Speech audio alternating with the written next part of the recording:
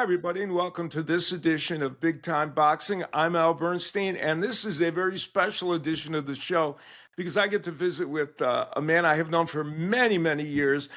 He is one of the preeminent boxing promoters in the world, has been doing it for over 4 decades, and has done it on a grand stage, promoting great, great champions in the UK and really around the world as well. So with that, let me welcome in my special guest for this show, Mr. Frank Warren. Frank, how are you?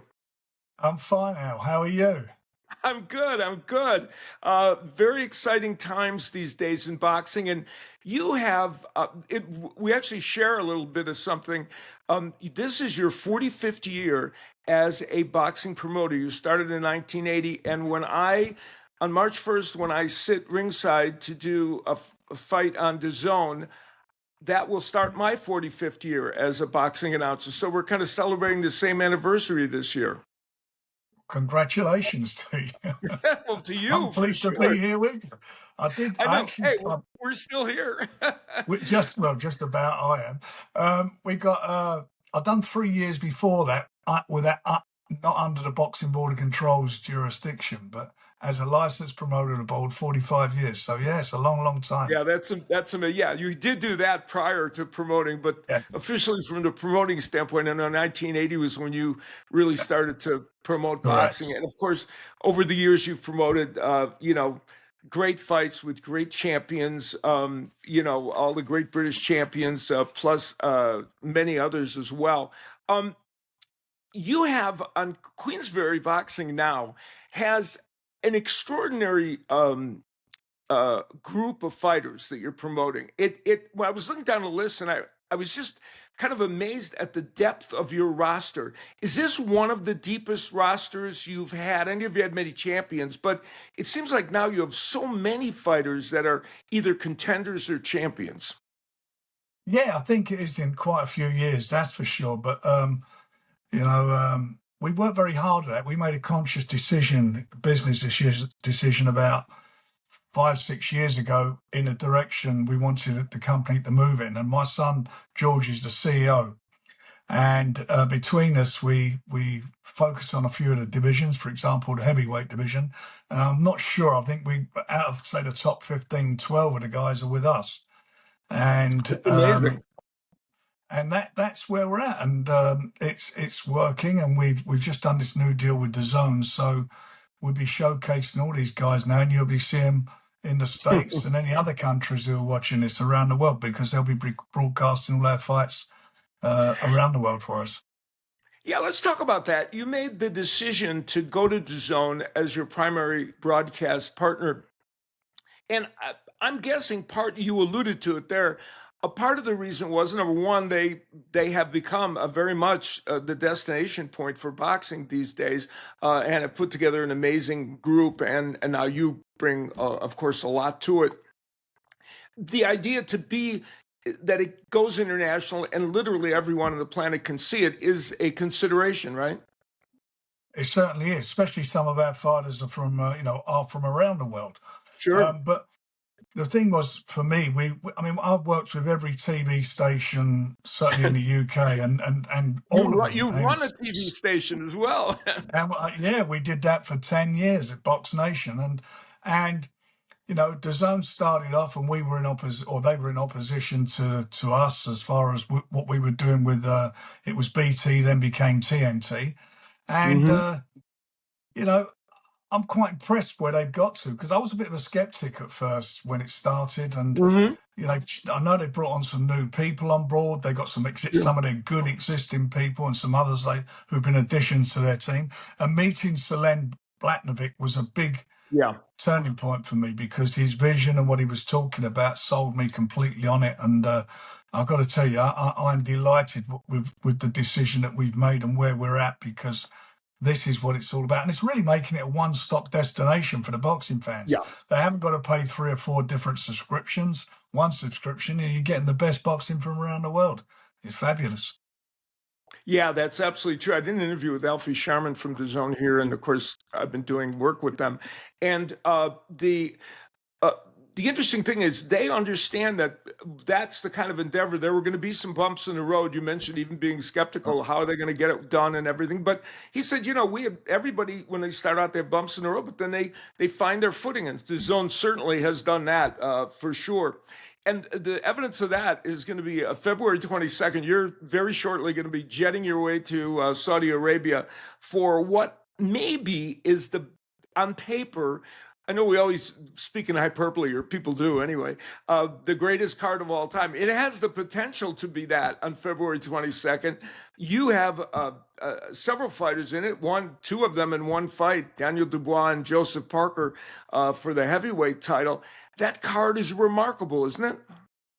Unbelievable, the card. We work with Seller, we're their partners and we've been involved with them since they got involved in boxing, and they've been brilliant to work with. And what has happened there, and how each show has evolved into being the best show ever each time Yeah. round. This one is just amazing. That the This one main couldn't event. really be the best show ever. Yeah. Yeah, I'm a neutral for the main event, and that's good. You can sit that side of the ring, and you got no, you just watch it for what it is and enjoying it as a fan. And the rematch of Beterbiev and Bivol is going to be something special. The four Yeah. belts on the line, and I'm looking forward to that. And you're right what you say about Daniel.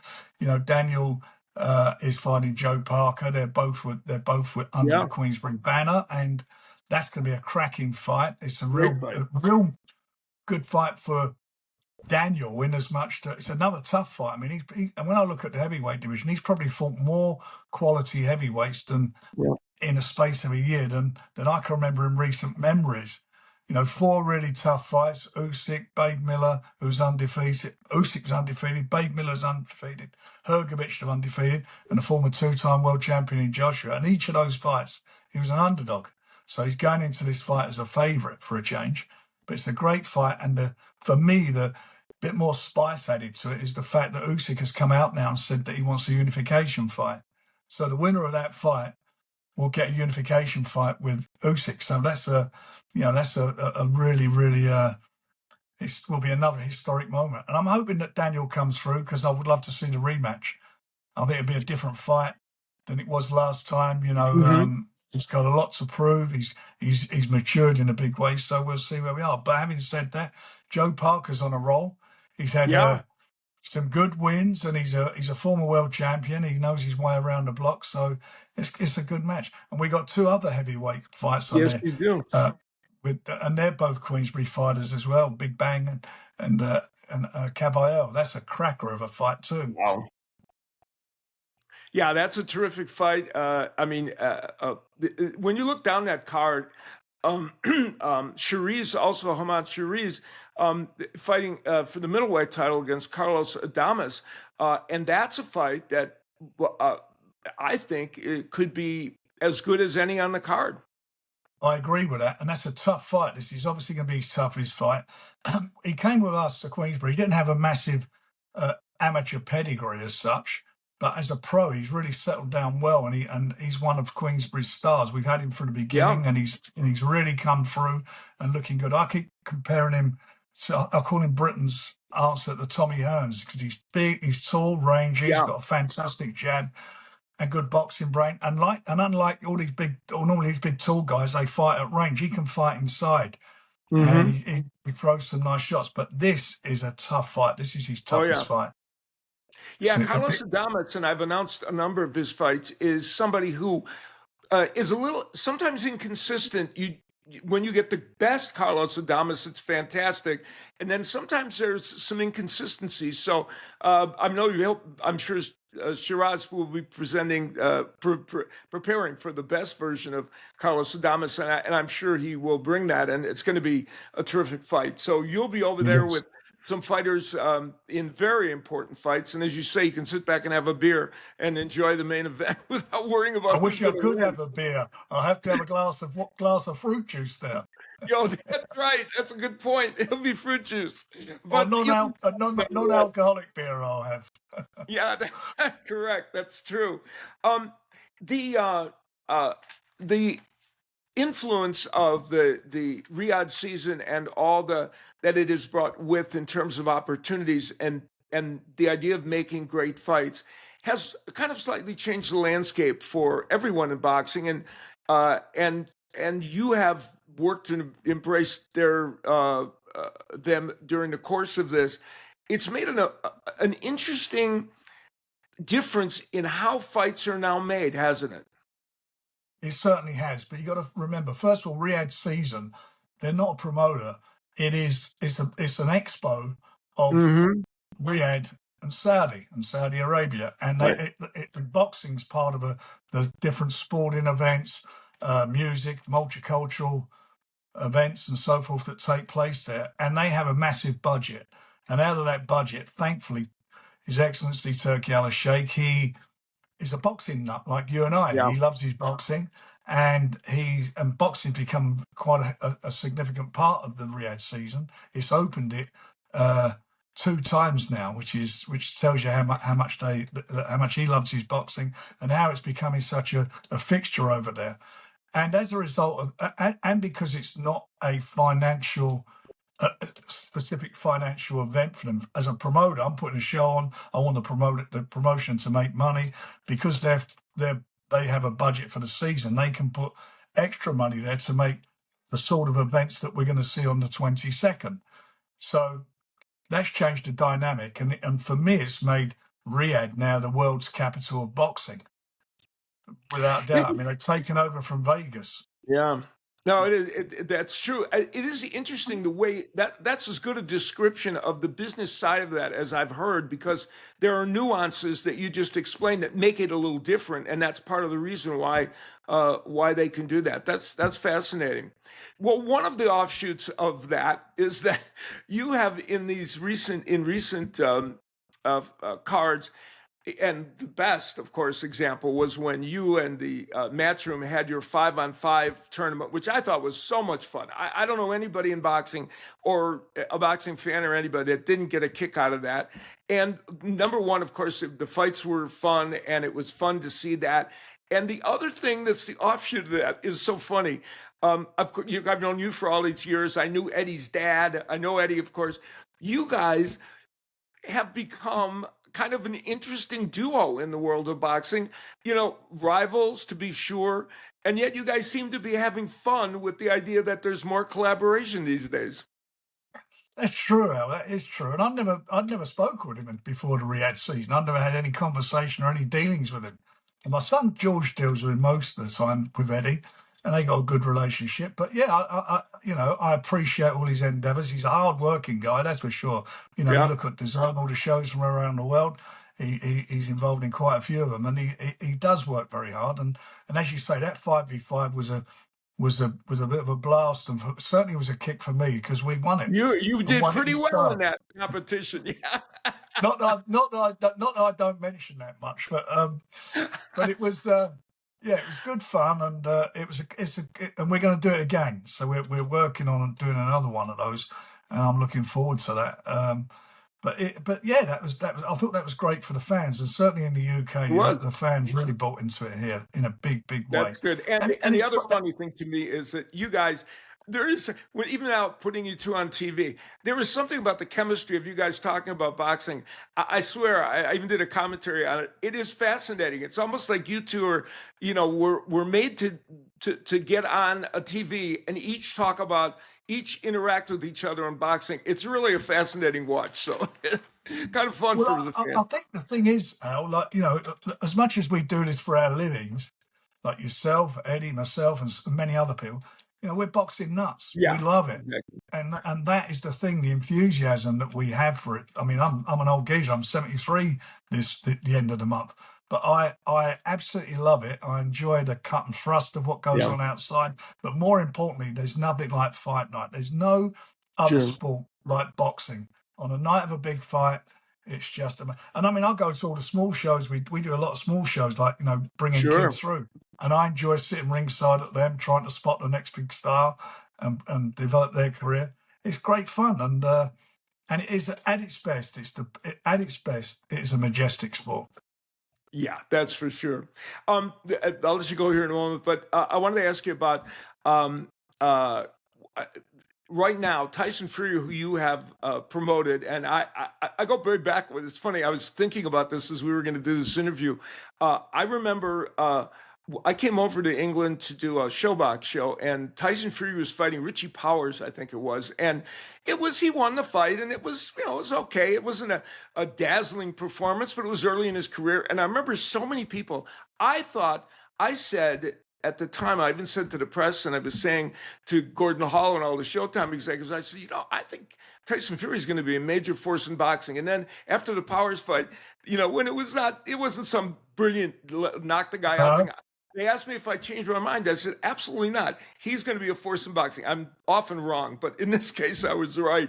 And I got to do a bunch of his early fights on Channel 5 in England, and that was fun. And you have promoted Tyson Fury. He's now apparently retired. I saw you make the comment that you're not going to try and talk him out of retirement. It's going to be a natural process for him. Is that the way you see it? yeah, I do. He came to my show, or come to our show, I should say, on Saturday. Sat at ringside, and he watched his cousin Walter box. They're a real fighting family. There's so many of them, Yeah, that's for sure. all fighters. And he sat there, and all we talked about was family, and talked about Walter, who was fighting, and that was it. Didn't get onto him. I wouldn't mention it. I'm not going to mention it. And he had a hard year last year. Excuse me, excuse me. Camp wise, he was in 3 camps. Yeah. One fight got cancelled about a week before the fight Yeah. was due to take place, and it was hurriedly put back together again. And that takes a lot out of you, and you're away. And more importantly for him, he's away from his family. He's got 7 children, not seeing them, and boxers give up their youth. If you want to be Yeah, a good that's right. boxer, you've got to sacrifice your youth, and you miss out on a lot of things. And at the age he's at now, which he's 36, he's made a decision, and he's very comfortable financially. He doesn't need to do it. In my opinion, he's one of the two best heavyweights of the 21st century. He's been involved in some magnificent fights over the last few years, some Oh, unbelievable, well. exciting fights. And, you know, go and enjoy it. Go and put your feet up, enjoy your kids, your wife, your family. And if he feels the need down the road, because in his heart he is a fighting man. I know what he's like, and sometimes his thought process. If he wants to, he will. If he don't, he don't. Whatever he chooses to do, nobody should be encouraging him. He should just enjoy life, because he's paid his dues. And what a lot of people forget about is when he did beat Klitschko years ago, the terrible, terrible mental problems that he had. When he was boozing, substance abuse, Yeah. suicidal, blew up in weight. He was like, 160 pounds Mm. overweight. It's like middleweight. He was Yeah. carrying that around him. And he fought those demons and came back. And that, for him, that in itself was a feat. And everything else he's done's been a cherry on the old icing. So enjoy it. I'll tell him, put your feet up, enjoy it, and enjoy life. Enjoy life. You haven't got to prove anything to anybody. That's very well put. And that was a very profound line you had in there.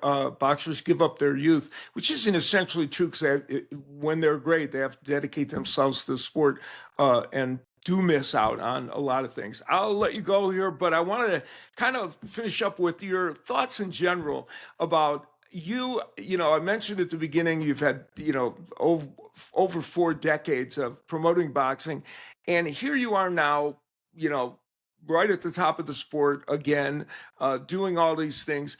When you began way back in 1980, could you have imagined a 40 some year run like this? And do you allow yourself to kind of reflect on it much, or are you so in the moment that it's hard to kind of look at it as a total entity? I got into it by accident, to be honest. But I got it, but I never had that thought. All I would do, especially back then, there was a cartel that I was up against, Yes, and it was just getting on with it. And I enjoyed that, though. I enjoyed that, especially when you're younger. You're a bit more what we call Jack the Lad, a bit more bounce about myself, but I enjoyed that. I really did enjoy the competition, and there was 4 of them and 1 of me, and they had TV and I didn't. But that's I never right. thought I'd still be doing this now. I swear in a million years now. And it's funny, I'm looking on the back there. Is that Sinatra photograph behind you? That's what.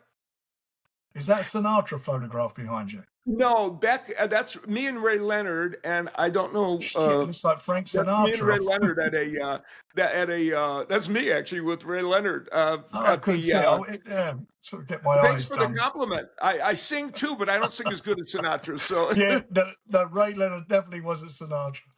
he wasn't Sinatra. No, that's for sure. Yeah, that was a tournament we did way back a million years ago.